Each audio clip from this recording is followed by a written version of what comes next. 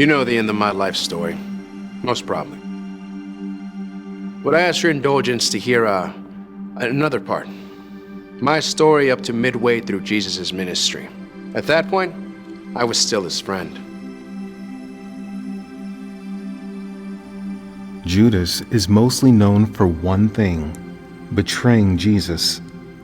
But was Judas always an evil person? Jesus chose him to be a disciple, and he followed Jesus faithfully for some time. Judas is not unlike many others through the ages who began as faithful followers. Mine was a common name during my lifetime. Think of two original 12 apostles, Jude Thomas or Jude Thaddeus, or even Jude, the brother of Jesus. I was the outsider of the 12. From the beginning, I dressed differently, I spoke differently, and I thought differently. Although the gospel writers don't talk of my interactions in the group, you can guess that I didn't have any close friends among the apostles. And when I struggled, nobody to confide in. I was very skilled with money and was chosen to be the treasurer of our group, even though Matthew was known to be extremely talented in that area.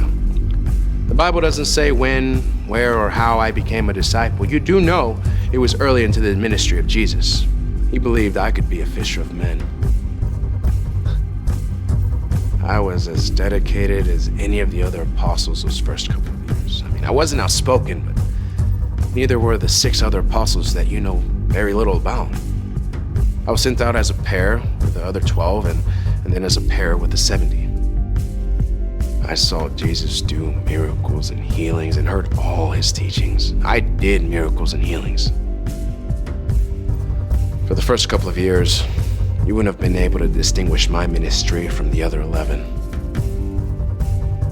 Jesus did not distinguish me from them either. He loved me as much as he loved them. I am Judas, son of Simon Iscariot.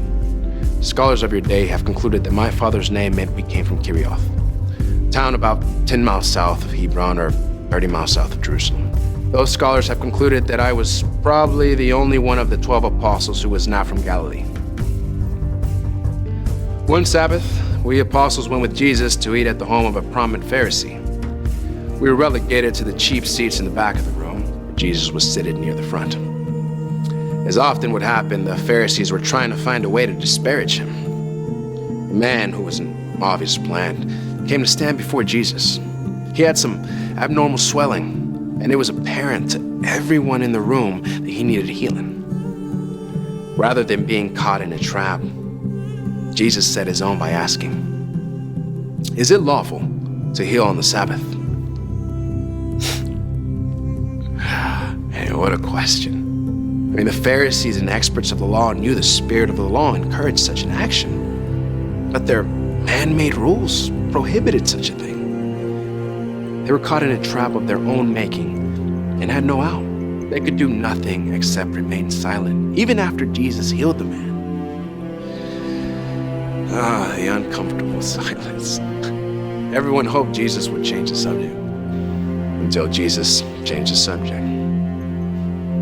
He looked around the room and made the observation that everyone had been scrambling to get seats of honor. Imagine the red faces, because they had been doing just that. Jesus pointed out that it was smarter strategy to take a lower seat and then receive a special honor if the host moved you to the front, eliminating the risk of being embarrassed in case the host asked you to take a lower seat. I'm sure that was embarrassing to all the guests in the room. But it was more embarrassing when they later realized he wasn't talking about seating at a dinner, but being humble in a relationship to God. Jesus then looked at the host and told him that he was not righteous when he invited friends and family to a dinner because they could just pay him back. But he was righteous to invite those who were not able to pay him back. Must have been a shock to the host and all the guests looking around. The only poor people in the room were Jesus and us, his apostles. I doubt anybody in the room had ever purposely invited a poor person to a dinner, except for a few relatives. Maybe. It was in situations like those that I began to be uncomfortable. Jesus not only insulted his host twice, but also insulted all the guests in the room. I wanted respect from the religious leaders, always did. But I also always hoped for some financial support from them too. Jesus never seemed concerned about money. I mean, in retrospect, I guess if you already own the whole universe, there isn't much on earth that you need. I mean, consider that in your own life. If you are truly the sons and daughters of God, what is it on earth that you don't already own? Well, back to the dinner at the Pharisee's house. There I was in my cheap seat, squirming in embarrassment, when one of the people near Jesus tried to change the subject again. The man said, "Blessed is the one who will eat at the feast in the kingdom of God." That comment probably doesn't mean much to you, but it did to us in the room. I mean, we were all Jews. We had all been brought up with the notion that only Jews would be saved when the Messiah came. We did not have a well-developed notion of what heaven was or how you got there, but we were all certain that the Jews had exclusive claim to the benefits that would occur when the Messiah came. We were all certain that was true, I mean, especially the religious leaders of the Jews. We were all certain, except Jesus. Jesus wanted everyone to know that the kingdom wasn't coming on their terms, but on God's terms. And Jesus had been announcing those terms. Those who weren't willing to accept Jesus' terms were going to disinvite themselves from the feast, while those who were willing to accept the terms would enjoy it. The parable Jesus told clearly showed the religious leaders as disinviting themselves, while the obviously unclean people would get to enjoy the banquet. The man's comment had been right. The ones eating at the feast were blessed, but he misunderstood who those people would be. Needless to say, the banquet ended on a sour note, and we were not given any gifts or support. As treasurer, I was quite disappointed that Jesus not only didn't raise any money that night, but he had antagonized people that could have made our lives much better. I should have known it was just going to get worse from there. Not long after that, large crowds were following us everywhere we went. It would have been a simple thing for the Lord to give a little uplifting message and then pass the hat for some contributions from the crowd. Instead of doing that, Jesus raised his voice and said quite the opposite. "If anyone comes to me and does not hate his father and mother, wife and children, brother and sister, and their own life, such a person cannot be my disciple. And whoever does not carry their cross and follow me cannot be my disciple." I can assure you that that is not the kind of message that is encouraging for a treasurer hoping to get more money. Your modern day translators and preachers can waltz around all they want, but Jesus said hate, and that is exactly what he meant. He meant that you not only had to be willing to do without those people and things in your life, but that you counted them as your enemies. And furthermore, he wanted you to become willing to give up your life literally in order to become his disciple.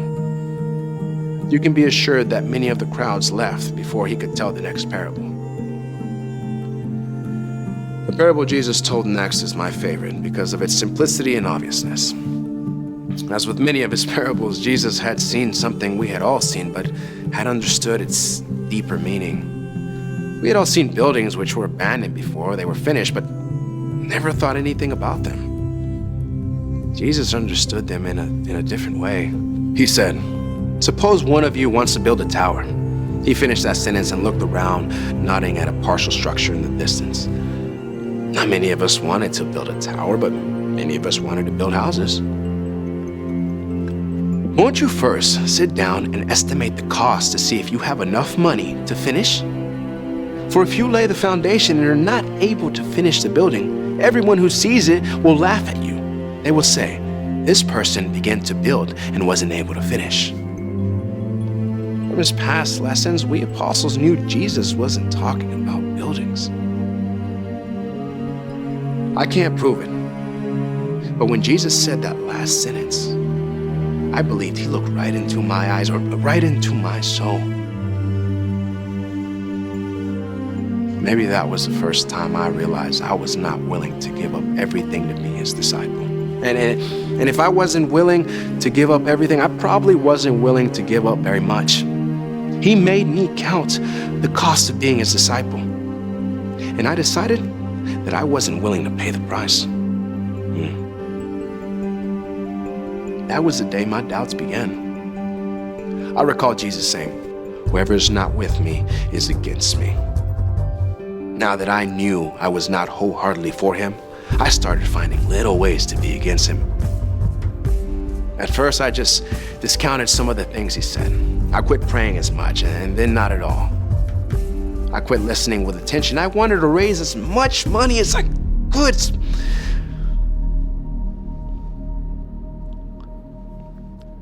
so I could steal more. If he said I was his enemy, I would prove that I was. You want to be a friend of Jesus? How much are you willing to give up? Or not willing, as the case would be? You can't do that. You can't be unwilling to give it all up. Jesus said that. Maybe you should quit trying to do what Jesus says you cannot do. You are either his friend or his enemy. And from my own example, you don't want to become his enemy.